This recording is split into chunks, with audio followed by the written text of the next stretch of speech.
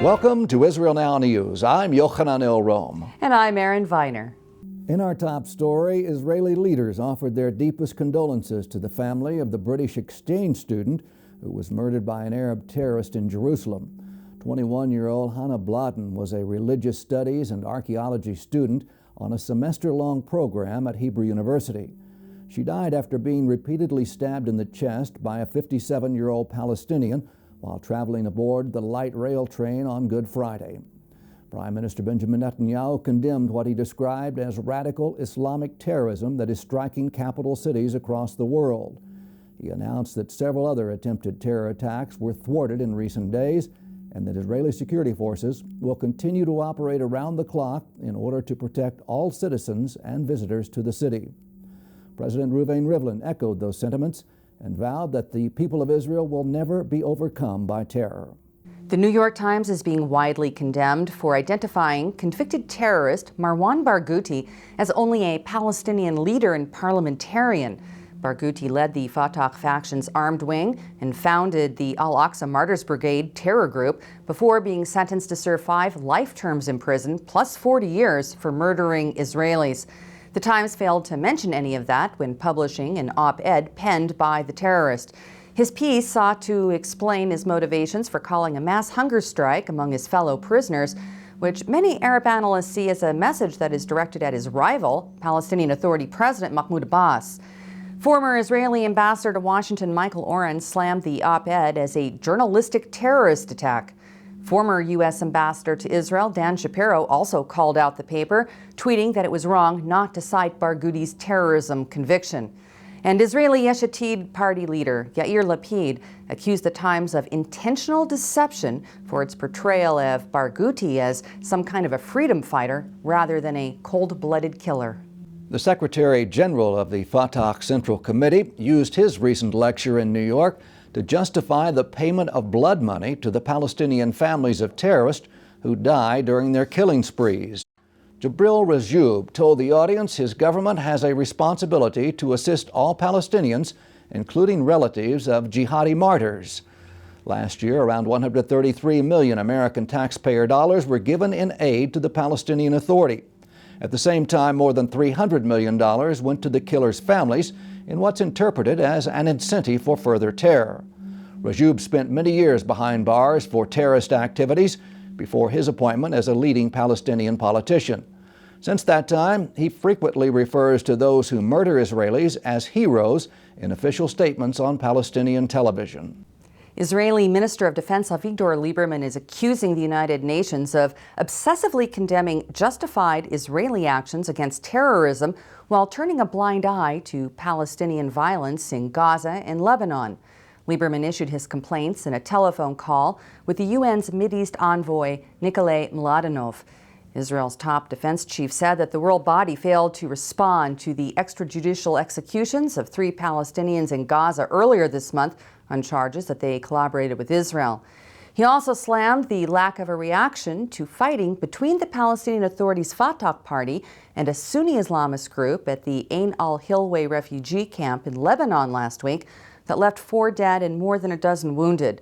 Mladenov's office declined to comment on the Lieberman call, although the following day the envoy did express deep concern over growing tensions in Gaza. The Marvel Group has fired one of its Indonesian-based illustrators after discovering that he embedded pro-Islamist messages in the first issue of the X-Men Gold comic book. Several of the images were described by readers as being anti-Semitic and against Christians.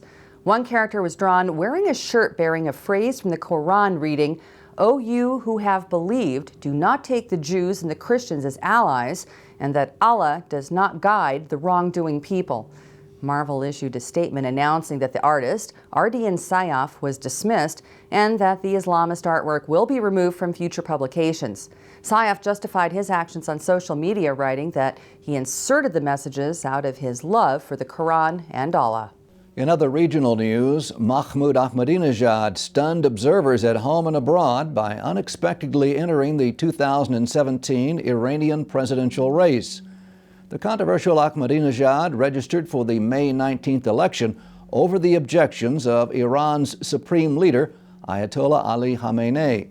Ahmadinejad generated worldwide condemnation for repeatedly threatening Israel's existence and denying the Holocaust during his previous 2 terms as president between 2005 and 2013. He also exhibited hostility toward the West and sparked internal dissent over unpopular economic policies and disregard for human rights in the hardline Islamic Republic. The state-owned IAI Israel Aerospace Industries is celebrating the nation's largest ever defense deal. The corporation just signed a nearly $2 billion agreement to supply India with cutting-edge missile systems. The package includes advanced medium-range surface-to-air rocket launchers, along with communications and control technology. India's first aircraft carrier, which is still being built, will be equipped with long-range surface-to-air missiles. New Delhi views Jerusalem as its ally against Islamist terrorism. Indian Prime Minister Narendra Modi has openly been cultivating warmer ties and is due to visit Israel later this year. Tel Aviv has just been named the 7th greenest city in the world. The prestigious list was compiled by researchers at the Massachusetts Institute of Technology in collaboration with the World Economic Forum. Vancouver, Canada topped the chart, followed by Sacramento, California, and Geneva, Switzerland. The Tel Aviv municipality has launched several green initiatives in recent years. Those projects include city-sponsored bicycle and car-sharing services in Israel's cultural and financial center. Vacant lots have also been cleaned up and transformed into beautiful parks and promenades. A lot of energy has also been spent on planting greenery to improve the air quality and provide canopies of shade in the sunny Mediterranean city. The number of trees in urban areas, in addition to the parks, has doubled over the past decade. On Monday, the entire nation of Israel will literally come to a standstill as sirens sound, marking the start of Holocaust Remembrance Day. This day has been reserved to mourn the slaughter of more than 6 million Jews during the Second World War, who were systematically rounded up and murdered by Nazi Germany and its collaborators. Yom HaShoah, as it's known in Hebrew, is traditionally observed by the lighting of memorial candles and the recitation of the mourner's prayer for all those who perished. Special Remembrance Day events will be held at schools, museums, and public venues across the country as the Jewish state pays tribute to the victims of the Holocaust.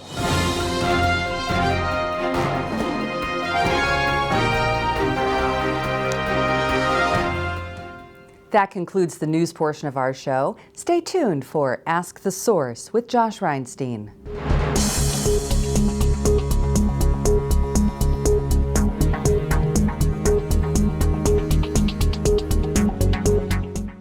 Hello and welcome to Ask the Source. I'm your host Josh Reinstein, and we're here on a beautiful sunny day in our rooftop studio in Jerusalem. My guest today is Shirley America. She's the chairperson of Keren Hayesod's Friends of Israel Women's Division. Shirley, thank you for being on the show.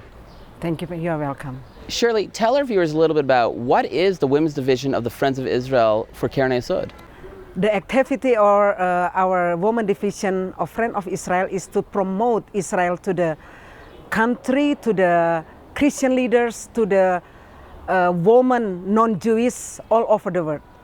You have an interesting story yourself. You're originally from Indonesia. You're not a pastor. You're not the head of an organization. You're a businesswoman. But you rose to become one of the most celebrated supporters of Israel through Keren Hayesod in Israel today. How did that all come about? First of all, I get in love for Israel when I was a child, 8 years ago, in the Bible school.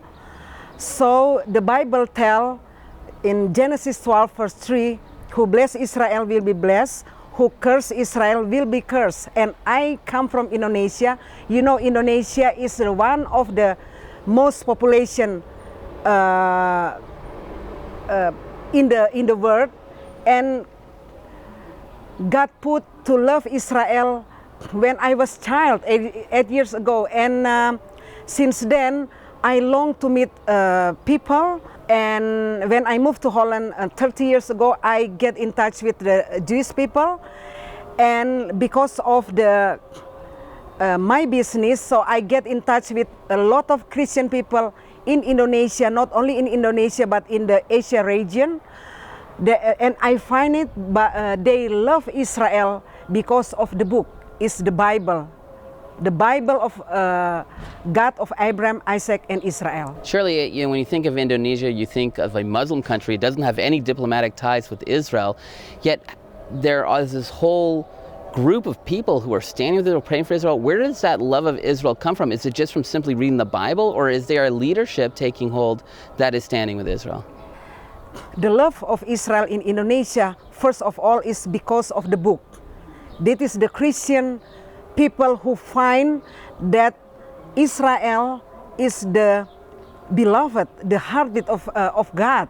So they discover that Israel is the firstborn country, and they find they do also business with Israel, and they find it that this land is the land of God, and this land is where the Jewish people has to live. You know, you don't just work in Indonesia, you work in all of Asia, and you've been able to raise a tremendous amount of support for Aliyah, for helping Jews who can't on their own move to Israel through Keren HaYesod. How have you been able to get people to invest in Aliyah? Yes. First of all, I see the heart of the people. I speak to many Christian leaders, also people from the church, people in the business field, and I share about Israel, and and they discover I have to send for Israel, and I see even in Indonesia it's very dangerous to develop this mission, but the passion for Israel is very strong.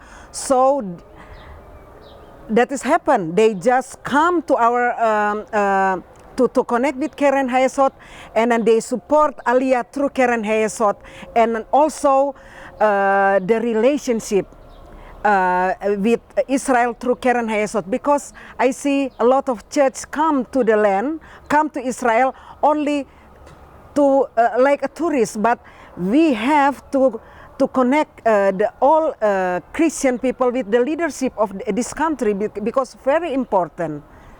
Shirley, there are literally tens of millions of people watching this show. What message do you have for our viewing audience?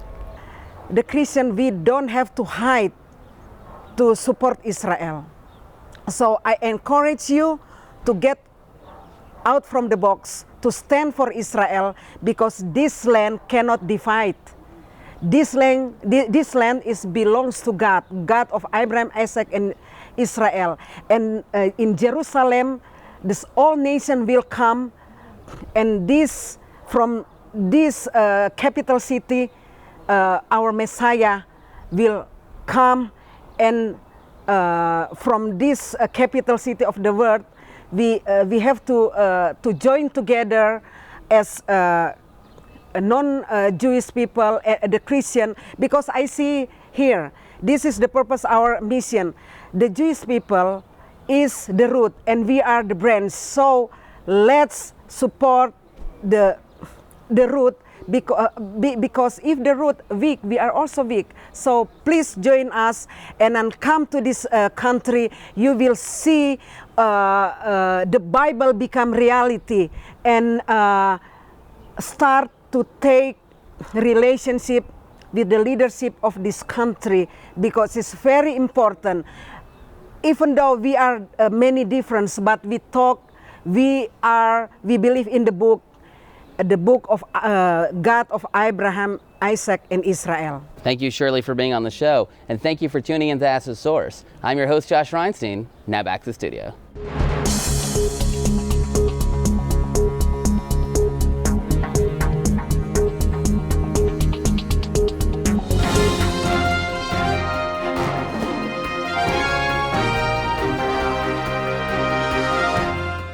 Up next, the return to Zion with Keren HaYesod.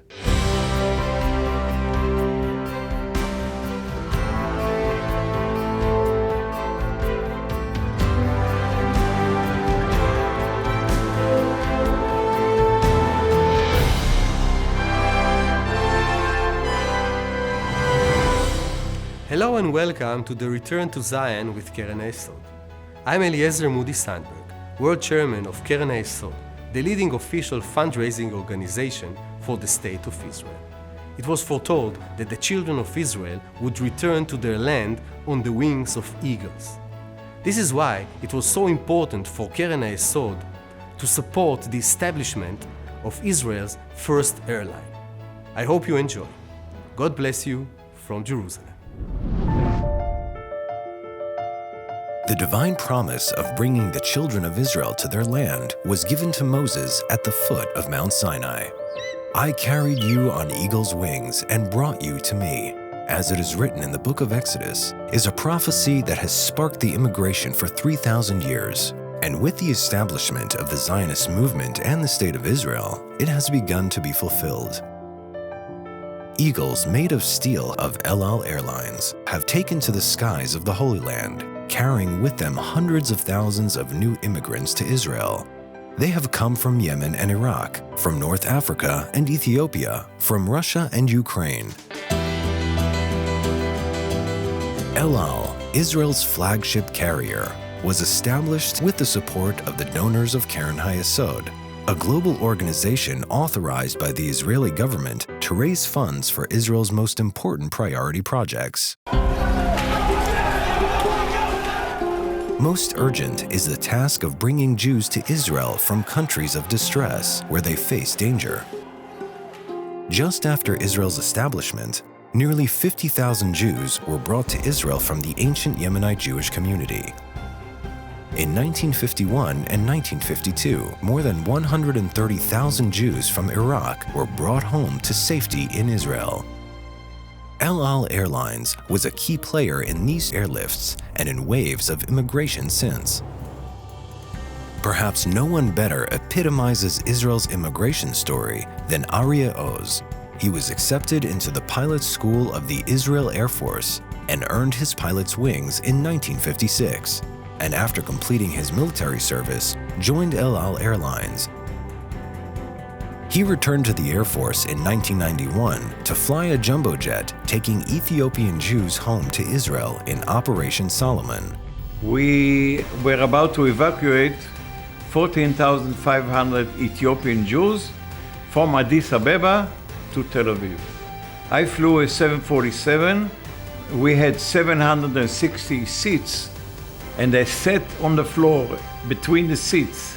We had 1,087 souls on board.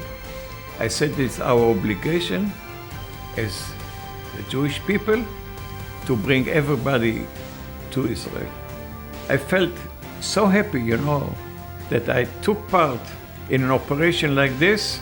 When we descended and came over Jerusalem, there was not one person in the cockpit who had no tears in his eyes. For nearly 100 years, Keren HaYesod's vision has turned the dream of the return of the Jewish people to Israel into reality and remains at the center of efforts to sustain and develop a flourishing Jewish homeland in fulfillment of biblical prophecy. Every time that when I made my walk around in order to see that the aircraft is serviceable, I always looked up and saw the Star of David and said to myself, gee, I'm flying El Al. This is El Al. This is Israel. This is the Jewish people.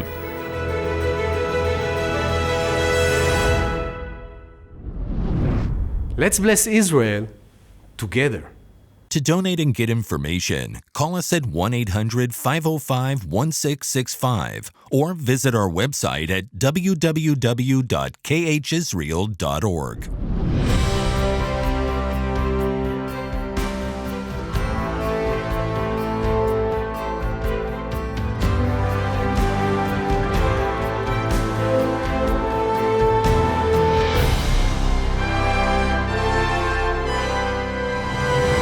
Founded in 1949, the UN Relief Works Agency, UNRWA, is the only organization in the world that works not to resolve a refugee crisis, but to perpetuate one. All other refugee situations in the world fall under the aegis of the UN High Commissioner for Refugees, which is charged with resettling those refugees, reintegrating them into their new societies, and not passing down refugee status from generation to generation. UNRWA is totally different. UNRWA was created and exists for one refugee problem and one refugee problem alone, and that is the Palestinian refugee problem. Those Palestinian refugees were not reintegrated into Arab societies where the language was the same, the culture was the same, in most cases the religion was the same. They were not integrated. They were kept in refugee camps in order to perpetuate a conflict with Israel. Israel, which integrated and absorbed Jewish refugees from 70 different nations, including nearly 1 million Jewish refugees from the former Soviet Union, knows how to integrate refugees. But the UN works to achieve just the opposite goal, to perpetuate the crisis, to perpetuate the conflict. And UNRWA, alone among any refugee organization in the world, passes down refugee status from generation to generation. You could be the great-great-grandson or granddaughter of a Palestinian refugee from 1948, living in Lebanon, living in Syria, living in Jordan, and you'll still be considered by the UN as a refugee. American taxpayers pay 30.5% of UNRWA's budget. And American taxpayers should know that when you go to pay your taxes, you are helping to perpetuate a conflict and a crisis that has cost thousands of lives, has destabilized the Middle East, has endangered the state of Israel, and ultimately acted against the fundamental interests of the United States. Lift up your eyes and look around. All your children gather and come to you. The biblical prophecy is unfolding right before our very eyes. The people of Israel are returning to the Promised Land after 2,000 years of exile. But millions of Jews are still longing to come home. Anti-Semitism threatens many of the Jews. We must rescue them before the window of opportunity slams shut. Bless Israel by supporting Karen Hayesod United Israel Appeal, the leading official fundraising organization for the State of Israel. Together, we can fulfill the prophecy of the Bible. Let us bless Israel together. To donate and get information, call us at 1-800-505-1665 or visit our website at www.khisrael.org.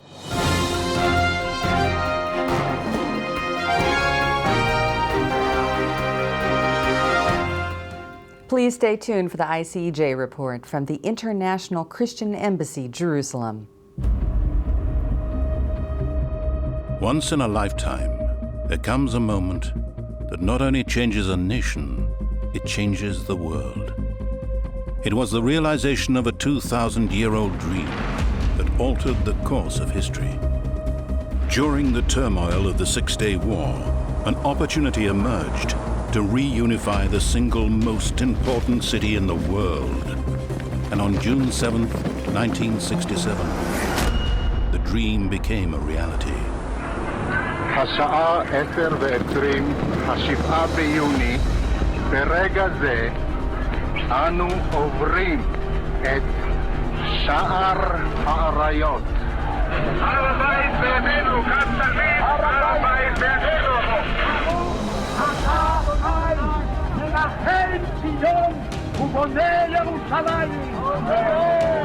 The Feast of Tabernacles 2017 marks 50 years since a divided city became united again. You don't want to miss this historic and prophetic opportunity to celebrate with us 50 years of a reunited Jerusalem.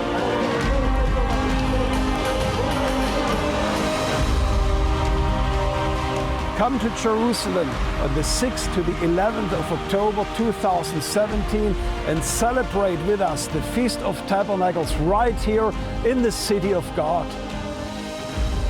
Register today at feast.icej.org to receive an early bird discount.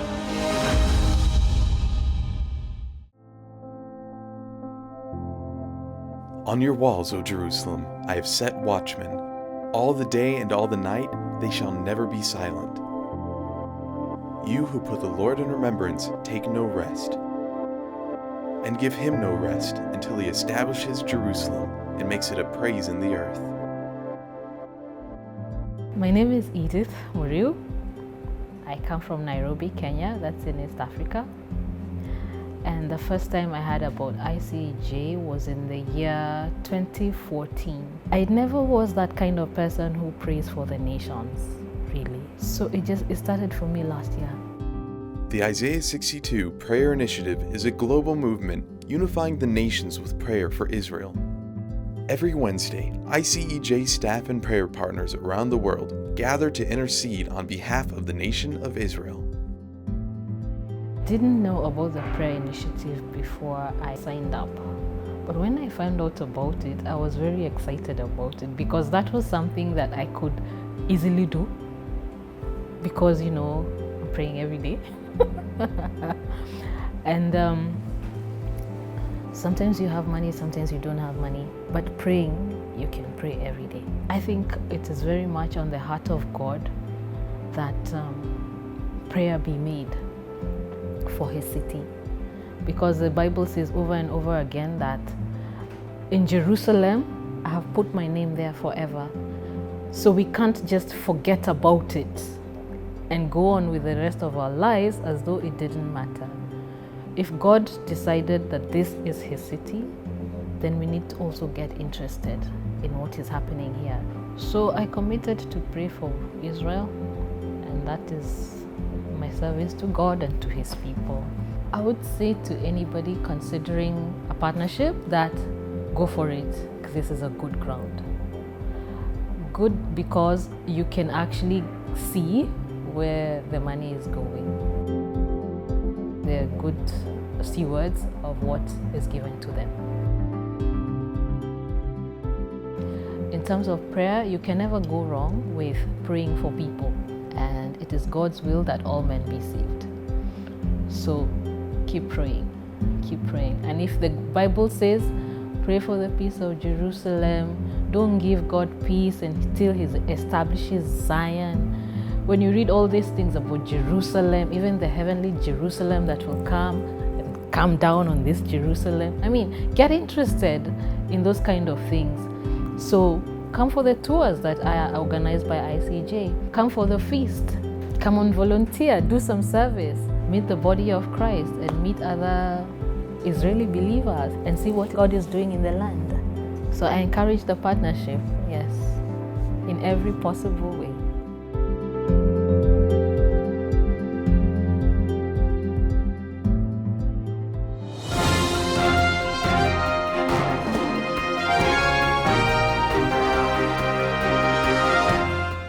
That's all for this edition of Israel Now News. I'm Yochanan El-Rom. And I'm Erin Viner reporting from our studio in Jerusalem. Please join us again next week for all of your Israel updates.